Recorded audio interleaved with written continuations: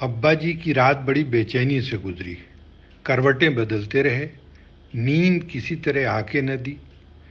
بیگم کے تانے تشنے کچوکے لگاتے رہے. اس بار کا الیکشن ہارنا تو ان کے لیے بڑی رسوائی کا سبب بن گیا، جس کی انہیں بالکل بھی امید نہیں تھی. اور ہارے بھی ایسے بری طرح تھے کہ چوتھے نمبر پر چلے گئے تھے. ضمانت الگ ضبط ہو گئی تھی.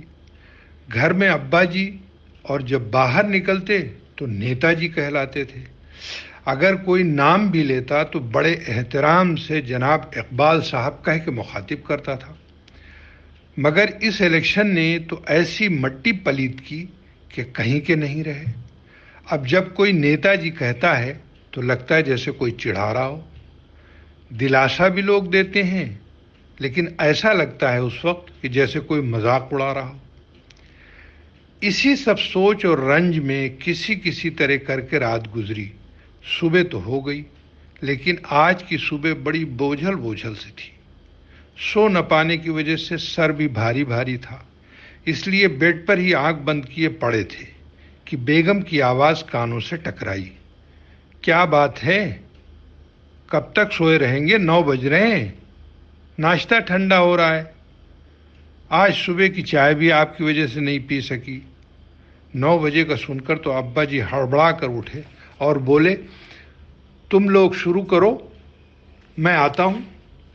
اسی وقت اماں جی نے فاخرہ کو آواز دی. فاخرہ، دیکھو تسکین اور انور کو بلاؤ، ناشتہ تیار ہے. ایک تو اس گھر میں یہ بڑی مصیبت ہے کہ ناشتے اور کھانے کے وقت سب کو مہمانوں کی طرح بلانا پڑتا ہے. اماں جی بڑبڑائیں، ارے فاخرہ ادھر آ. فاخرہ دوڑی ہوئی آئی. یہ تم نے کیا ناشتہ لگایا ہے؟ تمہیں بھی اس کو روز بتانا پڑتا ہے. بڑا مسئلہ ہے تمہارے ساتھ. جاؤ اسے گرم کر کے لے آؤ. اور ہاں سنو، ادھر سنو، انور کے لیے بالائی لیتی آنا. اچھا ایک بات اور سنو، چائے گرم چاہیے، کل کی طرح ٹھنڈی نہ لا کے رکھ دینا. اماں جی یہ سارے ڈائریکشن دے رہی تھیں کہ اسی بیچ ابا جی، انور اور تسکین آ کر اپنی اپنی جگہوں پر بیٹھ گئے. ابا جی کی شامت پوچھ لیا، امجد اور نعیم اور ان کی بیویاں ناشتے پہ نہیں آئیں گی؟ کب آتے ہیں ناشتے پہ جو آج نہیں آئیں گی؟ اماں جی بولی، 11 بجے تو آپ کی بہویں سو کے اٹھتی ہیں، پھر ان کا حکم چائے کے لیے آتا ہے، فاخرہ چائے لے کے جاتی ہے، پھر ناشتہ تیار ہو کے جاتا ہے، پھر 1 بجے مہارانیاں نیچے اترتی ہیں تیار ہو کے، میک اپ کر کے، جیسے کسی شادی میں جا رہی ہیں. وہ ہمارے ساتھ ناشتہ کب کرتی ہیں کہ آج آ جائیں گی ناشتہ کرنے؟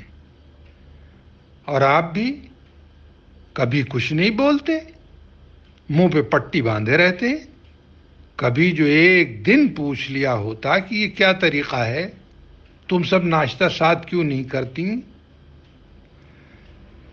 تو تم کیوں نہیں بولتی؟ ابا جی بولے، میں کیا بولوں؟ میری سنیں گے یہ سب؟ آپ نے بہوؤں کو سر پہ چڑھا رکھا ہے. آپ کے یہاں کا طور طریقہ ہی انوکھا ہے. ہمارے مائکے میں تو مجال نہیں تھی کسی بہو کی جو میرے والد صاحب کے سامنے بغیر سر پہ دوپٹہ رکھ کے آ جائے یا نظریں اٹھا کر بات کا جواب دے دے. پر یہاں تو بھائی سب اپنی اپنی مرضی کے مالک ہیں. یہاں کا تو ڈھنگ ہی نرالا ہے. اتریں گی آئیں گی تو لگتا ہے جیسے کوئی پکنک منانے آیا ہو.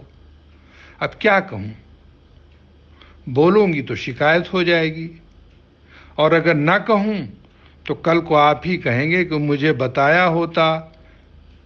اس لیے مجبوراً کہنا پڑ رہا ہے کہ آپ کی دونوں بہویں تیار ہو کے روزانہ شام میں اترتی ہیں، پیچھے پیچھے آپ کے بیٹے اترتے ہیں، سیدھے باہر جاتے ہیں. یہ روز شام کا معمول ہے. نہ یہ بتانا کہ کہاں جا رہی ہیں، نہ یہ بتانا کہ کب آئیں گی، نہ یہ بتانا کہ کھانا گھر آ کے کھائیں گی، نہ یہ بتانا کہ کھانا کھا کے آئیں گی. روزانہ 4-5 لوگوں کا کھانا فاخرہ کو دینا پڑتا ہے، وہ لے جاتی ہے۔ اور کسی دن یہ سوچو کہ وہ لوگ رات کا کھانا کھا کے آتے ہوں گے، آج کم پکوا لو، بس اسی دن جیسے ان کو پتہ چل جاتا ہے، گھر میں داخل ہوتے ہی فاخرہ، زور سے چھوٹی بہو کی آواز آئے گی، جلدی کھانا نکالو، بھوک بہت زور سے لگی۔ اب اگر کچھ بول دو تو دونوں کا منہ لٹک جاتا ہے، ایسا لگتا ہے کیا ظلم کر دیا۔ ایسے میں دونوں میں اتنی ایکا لگتی ہے کہ جڑواں بہنے لگتی ہیں۔ ویسے اکیلے میں اگر کبھی میرے پاس ایک بھی آ کے بیٹھی تو دوسرے کی برائی کے علاوہ کچھ نہیں، میں بھی تنگ آ جاتی ہوں۔ ایک دوسرے کی شکایتیں سن سن کے صبح سے رات تک گھر میں مجھے سانس لینے کی فرصت نہیں ملتی۔ اب میں بیٹھ کر ان کے مقدمے دیکھوں، آپ خود سوچئے۔ اور گھر کے کاموں میں مجال نہیں جو کوئی ایک تنکا ادھر کا ادھر کر دے۔ تھوڑی تھوڑی دیر کے بعد فاخرہ پکاری جاتی ہے، اوپر سے نیچے، نیچے سے اوپر، بیچاری بنی بنی رہتی ہے۔ اب دیکھو فاخرہ بھی کتنے دن کی ہے، اس کی بھی شادی طے ہو رہی ہے۔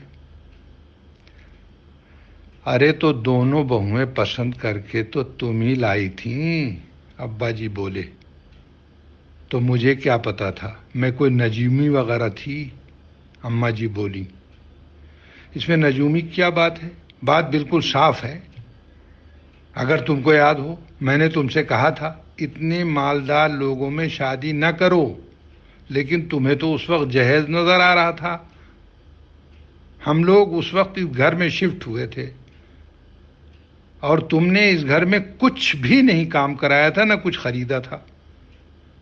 بس یہ کہ دونوں بیٹوں کی شادی ایک ساتھ کروں گی اور انہی کے جہیز سے گھر سجاؤں گی، اور انہی کے جہیز سے گھر سجایا۔ تو پھر اب شکایت کس بات کی ہے؟ ابا جی نے اپنی بات پوری کی۔ توبہ، اللہ کی پناہ، آپ سے تو بات کرنا بیکار ہے۔ یہ کہتے ہوئے اماں جی جھلا کے اٹھیں اور غصے سے اور اپنے کمرے کی طرف چلی گئیں۔